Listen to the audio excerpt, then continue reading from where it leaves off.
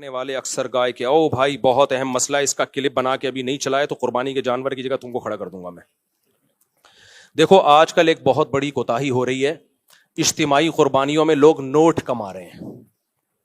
اجتماعی قربانی میں آپ نوٹ نہیں کما سکتے, یہ بزنس کا جائز طریقہ نہیں ہے. جو جائز طریقہ ہے بزنس کا وہ بھی میں آپ کو بتا دوں, اگر نوٹ کمانے ہیں تو کیسے کرو. پھر ہو یہ رہا ہے مسجد والے, مدرسے والے یا کوئی انڈیویجولی یا کوئی ادارہ کیا کرتا ہے, وہ کہتا ہے بھائی ہمارے ہاں اجتماعی قربانی ہو رہی ہے, سب لوگ حصہ لیں. ایک حصہ فار ایگزامپل 15,000 روپے کا ہے.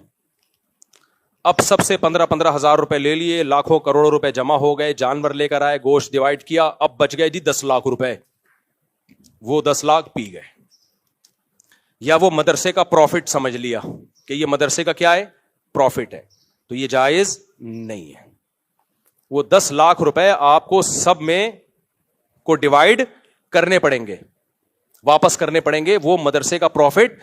کیونکہ اگر آپ مدرسے کا وکیل بن کے اجتماعی قربانی کر رہے ہیں تو مدرسہ پروفٹ اگر رکھ رہا ہے تو اس کا مطلب مدرسہ بزنس کر رہا ہے.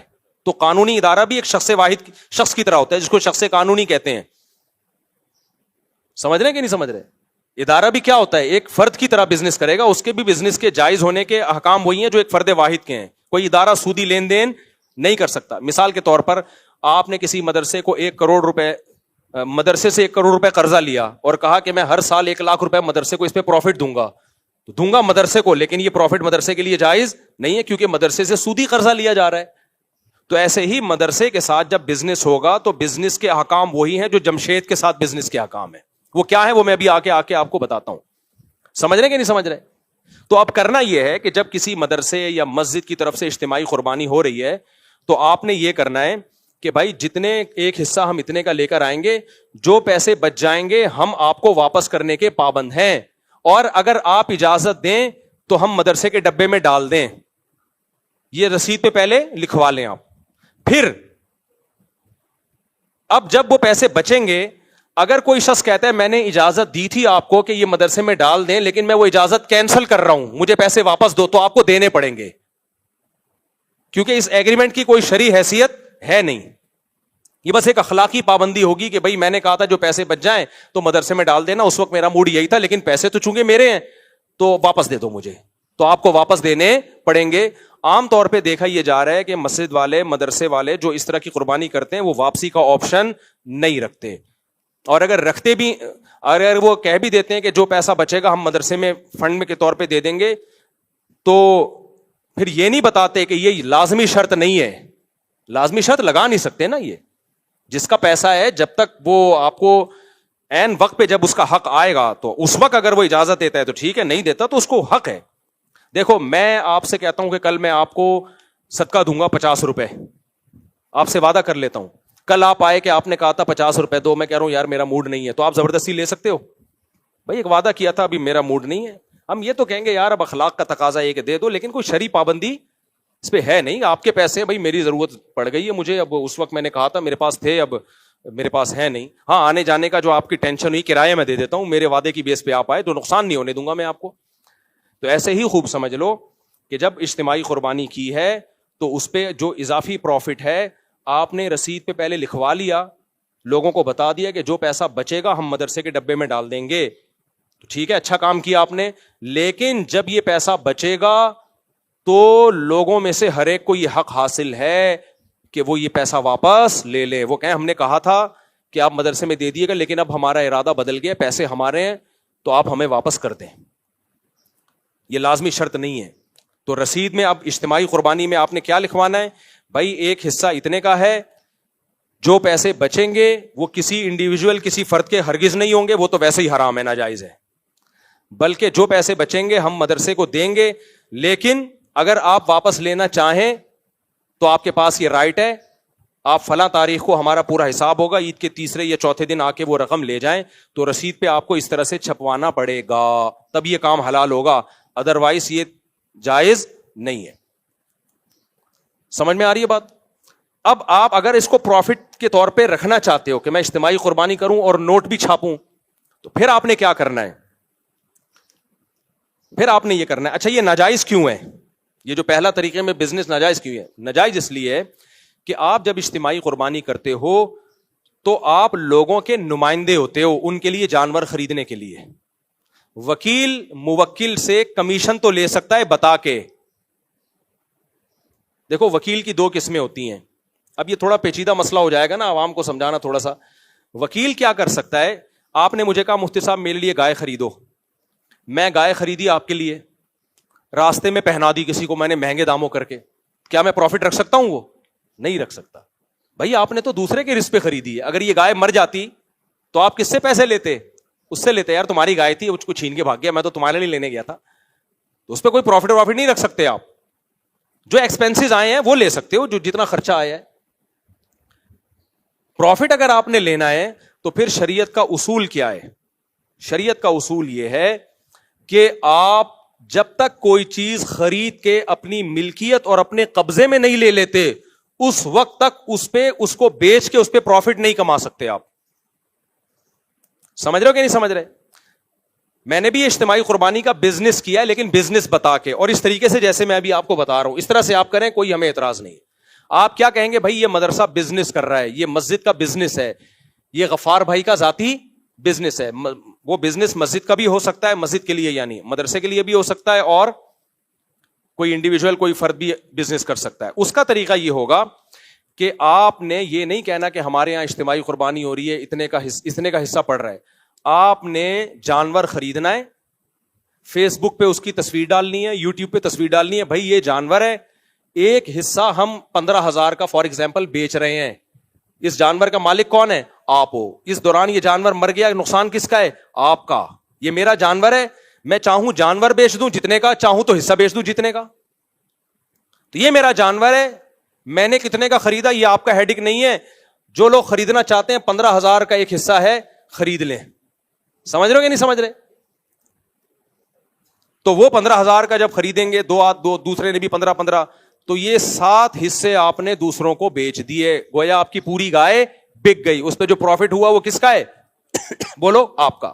اب اگر گائے ہلاک ہوتی ہے بکنے کے بعد تو نقصان ان کا ہے, اس سے پہلے ہلاک ہوتی ہے تو نقصان کس کا ہے؟ آپ کا. اس کنڈیشن میں لانا پڑے گا اس بزنس کو, یعنی آپ نے خریدنا ہے, خریدنے کے بعد اپنے قبضے میں لینا ہے. اب تک وہ گائے کس کی ہے؟ آپ کی ہے. اس کا سارا نقصان کا رسک کون لے رہا ہے؟ آپ لے رہے ہو. اب آپ پہنانا شروع کر دو. پہناتے ہی ہیں, بیچتا کون ہے؟ سمجھ میں آ رہی ہے بات کہ نہیں آ رہی؟ اور آسان طریقہ بتاتا ہوں.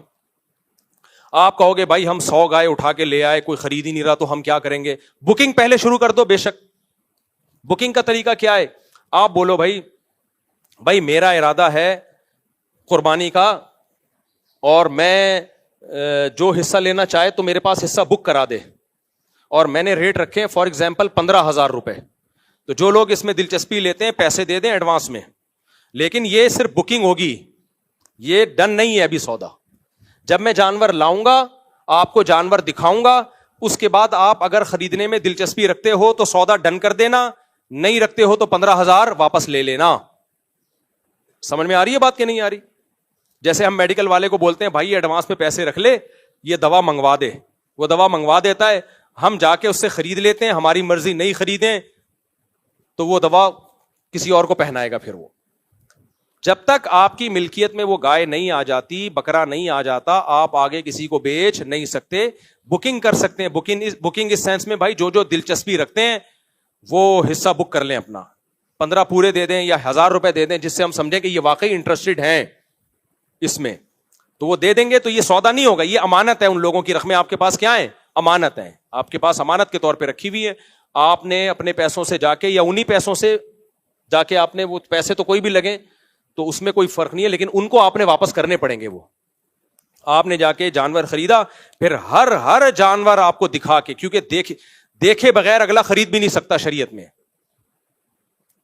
قبضے میں لے لیا, آپ اس کو بولیں بھائی یہ جانور ہے, یہ گائے ہے, یہ فیس بک پہ تصویر یا واٹس ایپ پہ تصویر بھیج دی, بھائی یہ میرے پاس کھڑا ہوا ہے جانور, اب آپ بتاؤ خریدنے میں دلچسپی رکھتے ہو؟ وہ کہے نہیں بھائی یہ پتلی گائے ہے, موٹی گائے ہے, مجھے نہیں چاہیے, یا مجھے کوئی اور سے حصہ مل گیا ہے, تو اب آپ کو وہ واپس کرنا پڑے گا, کیونکہ سودا ڈن ہوا نہیں تھا. اب اگر آپ کہتے ہو یہ تو میرا نقصان ہے, میں اب یہ گائے کس کو پہناؤں, تو کوئی بات نہیں, کاروبار میں فائدہ بھی ہوتا ہے اور بولو نقصان بھی ہوتا ہے. میں نے یہ کام 8-10 سال کیا ہے, لیکن بتا کے کیا ہے کہ بزنس کر رہا ہوں فی سبیل اللہ, نہیں کر رہا. اس میں لڑکوں کو کہا ہوا تھا کہ کوئی بھی جانور جب آتا ہے لوگوں کو آپ نے دکھانا ہے, دکھانے کے بعد ان کو پورا پورا رائٹ دینا ہے, لوگوں سے کہنا ہے یہ آپ کی گائے ہے, اس میں ایک حصہ 15,000 کا آپ نے پیسے ایڈوانس دے دیے, لیکن یہ حصہ 15,000 کا ہے, ہم بیچ رہے ہیں, لینا ہے لو, اگر نہیں لینا تو پورے 15 ہم آپ کو واپس کرنے کے لیے تیار ہے, اور لینے کے بعد یہ حصہ آپ کا ہوگا. کیا مطلب, گائے اگر مر گئی تو ایک حصہ ہے تو 7واں حصے کا نقصان آپ کا ہوگا, ہمارا نہیں ہوگا, کیونکہ بکنے کے بعد اب اس کا رسک کون اٹھائے گا, آپ اٹھاؤ گے, جو خریدے گا وہ اب اس کے نفع نقصان کا ضامن ہے. سمجھ رہے کہ نہیں سمجھ رہے؟ تو کتنے میرے جھگڑے ہوتے تھے, میں جانور لایا تو 40 جان 100 گائے لایا, 4-5 8-10 سال میں نے یہ بزنس خود کیا ہے, خود منڈیوں میں گیا بھی ہوں جانور لینے کے لیے. اس میں اتنی ٹینشن ہوتی تھی جب میں جانور لے کے آتا تھا. اب جو ملازمین رکھے ہوئے ان کو میں نے کہا بھائی یہ گائے جو ہے غفار بھائی کا حصہ ہے, اس کو غفار بھائی کو آپ نے بتا دیا؟ وہ کہہ رہے نہیں بتایا نہیں. وہ کہہ رہے بھائی ہم نے تو پہلے ہی اجازت دی ہوئی تھی. تو پھر میری لڑائی ہوتی تھی کہ میں جو منہ سے پھوٹ رہا ہوں اس کو آپ تصویر بھیجو, اس کو بولو بھائی یہ آپ کی گائے ہے, اس پہ آپ کا قبضہ ضروری ہے, ابھی تو یہ میرے قبضے میں ہے. تو آپ دیکھو گے, ٹھیک ہے, قبضے کا مطلب یہ نہیں کہ آ کے وہ جیب میں ڈالے گائے کو, قبضے کا مطلب بھائی یہ گائے ہے, ہم تخلیہ کا مطلب ابھی آپ کی ہے, میری نہیں ہے. ابھی یہ یہاں کھونٹے سے بندھی ہوئی ہے, صرف کھونٹا میرا ہے, گائے کس کی ہے؟ یہ رسی بھی ہم نے آپ کو گفٹ کر دی ہے, گائے آپ کی ہے. اب اس کے نفع نقصان کا کون ضامن ہے؟ آپ ہو. ہر گائے کے ہر حصے میں یہ ٹینشن اٹھاتا تھا میں. تو لڑکے بیزار ہو جاتے تھے یار, ان کو دلچسپی نہیں. میں نے کہا بھائی کسی کو دلچسپی ہو یا نہ ہو, شرعی طور پر اس کو حلال کرنے کے لیے یہ ضروری ہے کہ آپ اس کو گائے دکھائیں, اس کے بعد بولیں. وہ نہیں دیکھ رہا, اس کا کوئی نمائندہ دیکھے, اور نمائندے آپ خود نہیں ہو سکتے کہ میں آپ ہی کا نمائندہ بن کے قبضہ کر رہا ہوں. جو بیچنے والا ہے وہ خریدار کا نمائندہ نہیں بن سکتا. بھائی آپ کسی اور کو نمائندہ بنا لو, وہ آپ کی طرف سے گائے دیکھ لے اور ڈن کر دے. آپ امریکہ میں ہو, آپ نہیں آ سکتے. تو یہ بزنس اگر کرنا ہے تو پھر بزنس کا موڈ پورا جو ایک بزنس کا ایک اسٹرکچر ہے وہ اختیار کرنا پڑے گا. تو آج ہو یہ رہا ہے کہ کام بزنس کا ہو رہا ہے, لیبل اجتماعی قربانی کا لگ رہا ہے. تو میں نے تو 8-10 سال کیا, اس کے بعد مجھے اندازہ ہو گیا کہ یہ بہت بڑی ٹینشن ہے, لوگوں کو سمجھانا بہت مشکل ہے, ملازمین کو سمجھانا بہت مشکل ہے. اب بعض ہمارے لڑکے ایسی باریک گائے اٹھا کے لے آئے, تو میں نے کہا جس کا بتاؤ اب لوگوں کو یہ آپ کی گائے ہے, یہ 7 آدمی جن کے اس میں حصہ ہے ان کو دکھاؤ. وہ کہہ رہے ہیں وہ دکھائیں گے تو وہ لیں گے نہیں. میں نے کہا یہ تو حرام ہے ہمارے لیے, ان کو دکھاؤ بھائی آپ یہ پتلی گائے ہے, موٹی گائے ہے, جو بھی ہے, 15,000 کا ایک حصہ دے رہے ہیں, آپ کو ہڈیوں کا سوپ ملے گا, قبول ہے یا نہیں قبول ہے؟ تو اب جو امریکہ کینیڈا میں بیٹھا ہے اس کو تو دلچسپی نہیں ہوتی نا, کہہ رہے ہیں بھائی ہمارے کیا. ہم کہتے ہیں آپ کو دلچسپی نہیں ہے, لیکن شرعی طور پر حلال کرنے کے لیے کاروبار کو یہ ضروری ہے کہ آپ دیکھیں یا آپ کا کوئی نمائندہ دیکھ کے ڈن کرے, دیکھے بغیر ڈن کرنے کا کوئی اعتبار نہیں ہے.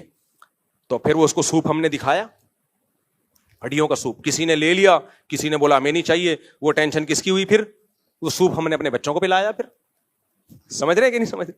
تو اس میں لاس ہوا. تو یہ جب پراپر وے میں کام ہوگا تو حلال ہے, پراپر وے میں نہیں ہوگا تو یہ حلال نہیں ہے. تو اجتماعی قربانی میں خلاصہ یہ نکلا کہ آپ پروفٹ نہیں کما سکتے, اور اگر بزنس کرنا ہے تو لیبل کیا لگنا چاہیے؟ بزنس. اس میں کسی قسم کا لوگوں کو دھوکا بولو نہ ہو. ایک مسجد کی انتظامیہ کچھ دن پہلے میرے پاس آئی اور کہنے لگی مفتی صاحب ہم جو ہے وہ اجتماعی قربانی کرتے ہیں اور بزنس بھی کریں گے, اس میں پروفٹ بھی رکھیں گے. میں نے کہا پروفٹ تو انویسٹمنٹ کے بغیر ہو نہیں سکتا, آپ کا اپنا کتنا پیسہ لگ رہا ہے اس میں؟ کہنا ہمارا پیسہ تو نہیں لگ رہا اس میں. تو کہنے لگے, میں نے کہا پھر تو بزنس, پھر تو پروفٹ حلال نہیں ہے. جب آپ کی انویسٹمنٹ ہی نہیں ہے, رسک ہی نہیں لے رہے آپ, تو آپ کا کے لیے نفع کہاں سے حلال ہو گیا؟ کہہ رہے ہم جو اتنی محنت کریں گے اور اتنی اسٹرگل کریں گے اور وہ بھی تو اس میں ہمارا پروفٹ بنتا ہے. میں نے کہا محنت پہ اجرت بنتی ہے, پروفٹ نہیں بنتا. اور اجرت بھی جب جائز ہے جب بتا کے ہو, بغیر بتائے اجرت بھی جائز نہیں ہے. مثال کے طور پر کوئی انٹی یہاں سے گزر رہی ہیں سامان لے کے, آپ نے انٹی کی مدد کی, سامان اٹھا کے ان کے گھر تک پہنچایا. پہلے زمانے میں لوگ کرتے تھے, کوئی ایجڈ خواتین ہیں تو نوجوان لوگوں کو خدمت کا جذبہ تھا, بھائی انٹی ہم پہنچا دیتے ہیں آپ کے گھر سامان. اب آپ نے گھر میں سامان پہنچایا, آپ نے کہا 500 روپے دے دیں انٹی. وہ کہیں گے بھائی 500 روپے, کہنے مزدوری کے پیسے نہیں ہوتے کیا؟ ہوتے ہیں, لیکن پھر مزدور پہلے ایگریمنٹ کرتا ہے, پروفٹ تو پھر بھی نہیں ہے. تو آپ مسجد والے اسپیسیفک کمیشن لے سکتے ہیں کہ بھائی ہم 10 آدمی اجتماعی قربانی کا نظم سنبھالیں گے, ہمارے دن رات ایک ہو جائیں گے, گایوں کا گوبر بھی ہے اور یہ بھی ہے اور وہ بھی ہے, حصے بانٹنے بھی ہیں, تو فی گائے ہم اتنا کمیشن لیں گے. یہ پرچی پہ لکھ دیں, اندھیرے میں مت رکھو. لوگ سمجھ رہے ہوتے ہیں یہ فی سبیل اللہ ہماری خدمت ہو رہی ہے, حالانکہ وہ کمیشن بھی رکھ رہے ہوتے ہیں, پیسے بھی رکھ رہے ہوتے ہیں. تو یہ صحیح نہیں ہے. اگر انتظامیہ یا مدرسے کی انتظامیہ یہ کام کر رہی ہے اور اپنا کمیشن لے رہی ہے تو کمیشن کی مقدار بھی بتائیں کہ فی گائے ہم اتنا کمیشن لیں گے جس میں ہم آپ کو یہ سروس دیں گے. گائے بھی آپ کی ہوگی, پیسے بھی آپ کے ہوں گے. ہمارا کام ہے اس گائے کو کھڑا کرنا اور اس کے چارے کا خرچہ بھی آپ پہ ہوگا. ہمارا کام ہے اس گائے کو ماہر قصائی سے ذبح کروا کے گوشت آپ تک پہنچا دینا. یہ اس کام کے ہم کتنے روپے لیں گے؟ 500 روپے لیں گے. یہ بتا دیں پہلے, یا 1000 روپے لیں گے یا 1 کروڑ روپے لیں گے, مجھے اس سے کوئی غرض نہیں. اگر لوگ دینے پہ راضی ہیں تو کیا دے گا کوئی نہیں, 1 کروڑ روپے, ایک مثال دے رہا ہوں. تو اس طریقے سے یہ کام کیا جائے. ادروائز جو اجتماعی قربانیوں میں پیسوں کا عنصر آ گیا ہے نا, نوٹ چھاپے جا رہے ہیں اور پیسہ کمائے جا رہے ہیں, یہ حرام ہے, ناجائز ہے. سمجھتے ہو؟ اس کو جو بھی اجتماعی قربانی کر رہا ہے تو اس سے پوچھیں بھائی جو پیسے بچیں گے وہ کہاں جائیں گے, اور ہر چیز حساب کتاب ہونا چاہیے. الحمدللہ زیادہ تر مسجد مدارس میں تو پورا حساب ہوتا ہے, اتنے کی گایاں پڑی ہیں, اتنا اس کا خرچہ ہے, قصائی کی اتنی اجرت نکلی ہے وغیرہ وغیرہ, بچا کے یہ بچا ہے. تو وہ بچا ہوا تک حد تک تو ٹھیک ہوتا ہے, بچا ہوا گیا کہاں آگے کچھ پتہ نہیں ہوتا کہاں گیا وہ. تو وہ جو بچا ہوا ہے وہ لوگوں کو واپس کرنا پڑے گا. اور پھر اس کا نام, اگر بزنس کر رہے ہیں تو پھر اس کا نام اجتماعی قربانی نہ رکھیں, کیونکہ اجتماعی قربانی سے پہلا میسج یہی جاتا ہے کہ آپ لوگوں کی نمائندے بن کے ان کو ایک سہولت دے رہے ہیں, تو اس کو پھر بزنس ہی کریں. تو میں نے جب کیا تو بزنس ہی کیا تھا. ایک کمپنی کا نام تھا, میری کمپنی ہے, میں نام نہیں بتاؤں گا اس کا, تو باقاعدہ کمپنی کا نام استعمال کیا اس میں, اور پھر اس میں جو ہے وہ بتایا بھائی یہ حصہ برائے فروخت ہے, پرچی بھی یہ چھپوائی, حصہ کیا ہے؟ برائے فروخت ہے, تو اتنے کا حصہ ہم بیچیں گے. اور پھر اس میں جب میری گائے آتی تھی تو میں اپنے لڑکوں کے ذمے لگایا ہوا تھا, ہر ایک کو فون کرو, گائے کی تصویر بھیجو, بولو اب آپ بتاؤ خرید رہے ہو کہ نہیں خرید رہے ہو. حصہ پورا ایک ایک چیز تجوید کے ساتھ کلیئر ہوتی تھی. جس نے کہہ دیا ہمیں خریدنا ہے تو ٹھیک ہے آپ کا حصہ ہے, جس نے کہا ہمیں نہیں خریدنا, لو بھائی یہ پیسے واپس لو اپنے. سمجھتے ہو؟ اس طریقے سے کرنا ہے. اور کوئی سوال؟ یہ کلپ بنا کے چلا دینا لازمی. امانتوں میں بہت حکم ہے بھائی. دیکھو نبی صلی اللہ علیہ وسلم کے پاس ایک سیکنڈ میرے بھائی, ایک صحابی آئے, مسلمان ہوئے, جس قوم سے تھے اس سے جنگ ہو رہی تھی, تو جنگ سے پہلے وہ آ کے مسلمان ہو گئے. ان کے پاس بکریوں کا پورا ریوڑ تھا, تو انہوں نے کہا میں اسلام لانے کے بعد کیا کروں؟ آپ نے کہا یہ ریوڑ میں جس کی بکریاں پہلے جا کے واپس کرو. حالانکہ جن سے لڑائی ہو رہی ہے ان کی بکریاں تھیں, وہ تو ان کا تو مال غنیمت ہے نا, لیکن بھائی مال غنیمت تو جنگ کے بعد ہوتا ہے نا. یہ بکریاں تو ان کی ہیں, ان کافروں کی ہیں جن سے تمہاری لڑائی, ان سے تمہارا ایگریمنٹ تھوڑی ہوا ہے کہ ان سے بکریاں لی اور اسلام لا کے ساری بکریاں ادھر لے آئے. یہ تو پھر غیر مسلم جائے, سونا نکالے, چوری کرے اور اسلام قبول کر کے سونا لے کے بھاگ جائے. تو نبی نے جو دشمن تھے, لڑ رہے تھے, ان کے بارے میں ان صحابی کو کہا کہ تم مسلمان تو ہو گئے ہو, لیکن جس کی بکری ہے اس کے حوالے کرو, اس کے بعد ہمارے ساتھ میدان جنگ میں شامل ہو, پھر اسی قوم کے خلاف لڑو جن کی بکریاں تھیں. اتنی مالی معاملات میں اسلام نے ہم کو فیئر رہنے کا حکم دیا ہے. اور آج پتہ ہی نہیں چلتا کتنا پیسہ آ رہا ہے, کہاں جا رہا ہے. ایسے بھی بعض محتمم, زیادہ تر صحیح ہوتے ہیں الحمدللہ, لیکن مدارس کے بعض محتمم میں نے دیکھے ہیں, بعض لوگ وہ کیا کر رہے ہیں, مدرسے کے لیے گائے لینے گئے, اپنی نیت سے خریدی, اور جیسے گائے خریدی 50,000 کی, ایک مثال دے رہا ہوں, اور مدرسے کو 55,000 کی بیچ دی. ابے یہ کیا ہو رہا ہے؟ آپ جب مدرسے کے وکیل بن کے جا رہے ہو تو آپ اپنے لیے خرید ہی نہیں سکتے بھائی. آپ جب خرید رہے ہو اپنے لیے تو وہ مدرسے کے لیے ہو, پھر وہی آپ مدرسے کو بیچ رہے ہو, یعنی اپنے آپ کو بیچ رہے ہو. یہ ڈرامے بھی ہوتے ہیں بعض جگہ. نہیں آئی سمجھ میں بات؟ میں اس کی ایک مثال دیتا ہوں. غفار بھائی نے آپ کو 1 لاکھ روپے دیے اور بولا جا میرے لیے گائے لے کر آ. آپ نے 1 لاکھ کی گائے خریدی غفار بھائی کے لیے, اور پھر دل میں یہ نیت کی کہ غفار بھائی تو یہاں ہے نہیں, میں غفار بھائی کا نمائندہ بھی ہوں اور میں خود ستار ہوں, تو میں ستار بن کے غفار کو یہ 1 لاکھ کی گائے 1,10,000 میں بیچتا ہوں. یہ جائز ہے کیا؟ نہیں جائز. سمجھ میں آ رہی ہے بات؟ دوبارہ سے جمشید نے بھیجا آپ کو, جا بھائی تو جا, میں تیرے سارے خرچے اٹھاتا ہوں, سب منڈی آنے جانے کا خرچہ میرے ذمے, بھلے تو خرچ کر لیکن ذمے کس کے ہے؟ میرے. وہاں چائے بھی پینا, کھانا بھی کھانا, یہ سارے ایکسپینسز میرے ذمے, بھلے اپنے پیسوں سے کھا لیکن ذمہ کس کا ہے؟ میرا ہے. اور تو میرے لیے گائے خرید. آپ گئے, آپ کا نام ہے وسیم, آپ نے وہاں جا کے 1 لاکھ کی گائے خریدی, خرچہ سارا کس کا ہو رہا ہے؟ ذمہ داری کون اٹھا رہا ہے؟ جمشید. پھر آپ نے کہا کہ یار یہ خریدی تو ہے, سارا خرچہ تو جمشید کے ذمے, اگر یہ گائے مر جاتی تو نقصان بھی جمشید کا ہوتا, اور میں گیا بھی جمشید کی طرف سے, ساری دنیا کو پتا ہے میں جمشید کے لیے گائے خرید رہا ہوں, لیکن میں ہوں تو جمشید نہیں نا, میں ہوں وسیم. تو یہ گائے جو میں نے 1 لاکھ کی خریدی ہے, تو میں نے وسیم جو میں سچی مچی کا ہوں وہ بن کے میں نے جمشید کو 1,10,000 میں بیچی. اور پھر آپ نے جا کے جمشید سے کہا کہ یہ گائے 1,10,000 کی ہے.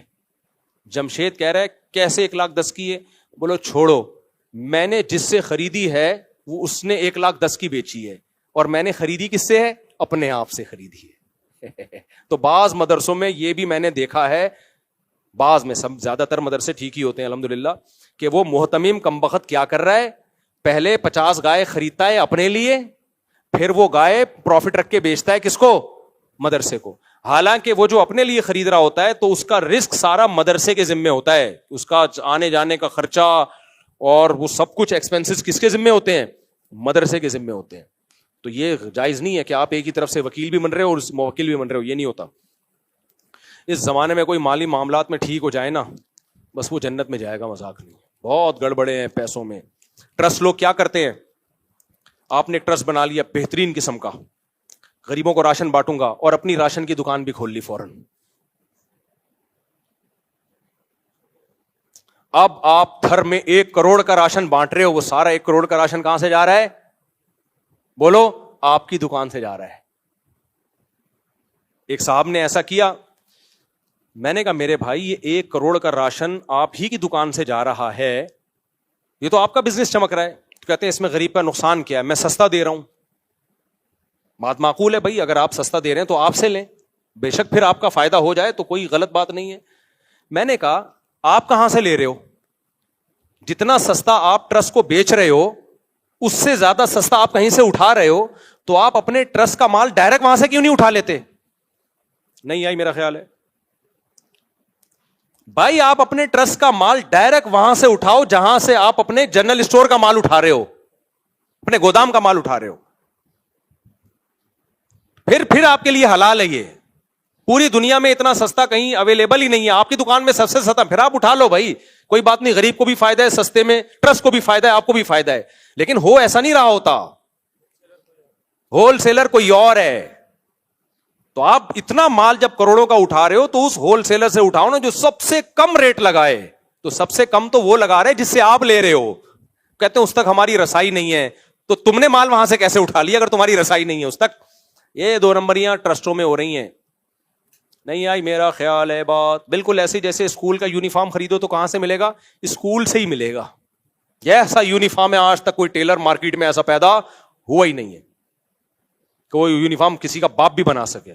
یہ سب غلط طریقے ہیں پیسہ کمانے کے, یہ دھندے چل رہے ہیں. اللہ بچائے یار, انسان کا بچہ بننا, خدا کی قسم ہمارے حضرت فرماتے تھے سب کچھ ملے گا مارکیٹ میں, انسان نہیں ملے گا. انسان کا ملنا بہت مشکل ہے. اور یہ حضرت نے پتا ہے کب کہا تھا؟ جب حضرت چاہتے تھے اپنا نائب کسی کو بناؤں. میرے شیخ مفتی رشید احمد صاحب پہ بہت ان پہ اشکالات ہو سکتے ہیں, ان کی رائے سے اختلاف ہو سکتے, ان کے تقوی پر آج تک کسی نے انگلی نہیں اٹھائی. بہت پرہیزگار تھے, بہت پرہیزگار تھے. جنہوں نے ان کے ساتھ وقت گزارا ان کو پتا ہے کیسے اللہ والے تھے. وہ کہتے تھے میں کس کو اپنا نائب بناؤں کہ میرے بعد میری گدی وہ سنبھالے. 8-10 سال انہوں نے کوشش کی. فرمایا ایسا میں نے آزمایا نا, لیکن انسان نظر نہیں آتا, جو ان کا ایک معیار تھا. پھر بنایا حضرت مفتی عبد الرحیم صاحب کو. مفتی عبد الرحیم جو میرے شیخ ہیں, تبھی میں کہتا ہوں مفتی عبد الرحیم صاحب پہ جب اعتراضات کیا کرو نا, تو جو دور ہے وہ تو اعتراض کرے گا ان کے اوپر. کوئی بوٹ پالیشیا کہے گا, کوئی سرکاری ملا کہے گا, کوئی کیا کہے گا, کوئی کیا کہے گا. میں نے بھائی 30 سال گزارے ہیں ان کے ساتھ, میں آپ کے ان باتوں سے متاثر نہیں ہوں گا. پاکستان میں جو بھی مخلص ہوگا, جذبات سے ہٹ کر بات کرے گا, گراؤنڈ ریئلٹی کو سامنے رکھ کے بات کرے گا, لوگ اس کو ایجنٹ ہی کہیں گے. اور جو جذباتی باتیں کرے گا, الٹی باتیں کرے گا, لوگ اس کو مانیں گے یہ ہے کیا مخلص, یہ مخلص ہے. اور پھر ظلم یہ کہ لوگوں نے مفتی تقی صاحب اور مفتی عبد الرحیم صاحب کو 2 الگ الگ پارٹیاں بنا کے پیش کیا ہے, یہ بھی ظلم ہے. حضرت مفتی تقی صاحب سے آج بھی حضرت مفتی عبد الرحیم صاحب کی ملاقاتیں ہوتی ہیں. کسی کی رائے کا اختلاف کسی چیز میں اگر ہو جائے تو یہ تھوڑی کہ 2 الگ ٹریک ہیں. لوگ تصویریں بنا رہے ہوتے ہیں, بتاؤ تم ان کا ساتھ دو گے, ان کا ساتھ. بھائی دونوں ہمارے بزرگ ہیں, دونوں ہمارے بڑے ہیں. کسی چیز میں اگر رائے کا اختلاف ہو جائے کہ ہم یہ سمجھتے ہیں کہ ایک الگ وفاق ہونا چاہیے, وہ سمجھتے ہیں نہیں ہونا چاہیے, تو یہ اختلافات تو ہمیشہ سے رہے امت میں. پاکستان بننے میں نہیں علماء دیوبند کا اختلاف تھا. حسین احمد مدنی کہتے تھے نہیں بننا چاہیے, مولانا اشرف علی تھانوی کہتے تھے بنانا فرض ہے. تو کیا دو الگ الگ راہیں تھیں؟ بھائی رائے کا اختلاف تھا, لیکن دونوں کیا ہیں, ہمارے بڑے ہیں. تو رائے کا اختلاف ایک الگ چیز ہوتی ہے کسی کی پالیسیوں پہ, لیکن یہ کہہ دینا کہ یہ فلاں کے ایجنٹ ہیں, یہ سرکاری پٹھو ہیں, یہ فوج کے وہ ہیں, یہ بہت غلط بات ہے. یہ آپ متاثر ہو گئے ان نعروں سے, ہم نہیں ہوتے متاثر. مفتی رشید احمد صاحب کہتے ہیں میں نے اتنا کسی کو آزمایا نہیں ہے جتنا مفتی عبد الرحیم کو میں نے آزمایا ہے. چیک کیا کہ ان میں دنیا کی محبت, شہرت کی محبت تو نہیں ہے. اس آزمانے کے بعد صرف خلافت نہیں دی, نیابت دی ہے کہ میرے بعد میری گدی کون سنبھالے گا. اور مفتی عبد الرحیم صاحب نہ مفتی رشید احمد صاحب کے بیٹے ہیں, نہ پوتے ہیں, نہ داماد ہیں, کچھ بھی نہیں ہے. میرٹ کی بیس پر, سمجھ رہے ہو, قوم بھی الگ الگ ہے. مفتی عبد الرحیم صاحب اردو اسپیکنگ ہے, یعنی انڈیا کے اردو میں شمار ہوتا ہے, اور مفتی رشید احمد صاحب پنجابی تھے. قوم بھی الگ, زبان بھی الگ. خالص میرٹ کی بیس پر مفتی عبد الرحیم صاحب کا سلیکشن کیا انہوں نے. تو کہاں سے کہاں بات چلے گی, ہم کیا کہہ رہے تھے. تو انسان کا تلاش کرنا بہت مشکل, معاملات میں کلیئر ہو اور ہر چیز میں کلیئر ہو. تو ایسے لوگ مارکیٹ میں کیا چل رہے ہیں, شارٹ چل رہے ہیں. تو اللہ ہمیں ان 60 لوگوں میں شامل کر لے. کیا ہول سیل سے جو چیز چل رہی ہے, تو ٹرسٹ میں یہ گڑبڑیں ہو رہی ہیں آج کل. تھر میں خوراک بانٹی جا رہی ہے اور اپنے جنرل اسٹور سے بانٹی جا رہی ہے. کروڑ پتی بن گئے تھوڑے دنوں میں. جیسے وہ تھا نا پرانے وزیر اعظم, پرانے سے پرانے, اسٹیل مل جو وہ ہوا نا کہ یہاں روڈ بنیں گے اور پلوں میں اتنی لوہا لگے گا, اتنی اسٹیل لگے گی, تو ملک کے لیے بڑا اچھا کام ہو رہا ہے. لیکن وہ اسٹیل جا کس کی فیکٹریوں سے رہا ہے, آپ کی فیکٹریوں سے جا رہا ہے. وہ اوپن مارکیٹ سے نہیں ہے, وہ آپ کی دکان سے ہی جائے گا. یہ ایسے ہی ہے جیسے میں غریبوں کو روزہ افطار کرواؤں اور بولوں شربت کس کی دکان سے جائے گا, میری دکان سے. تو افطار کرانے میں تو فری میں نہیں پڑا, وہ اس افطار کی وجہ سے جو ہم نے کما لیا وہ اور اس کی جو پبلسٹی ہو گئی وہ الگ ہے. مارکیٹ میں کیا چل رہا ہے, یہ چل رہا ہے.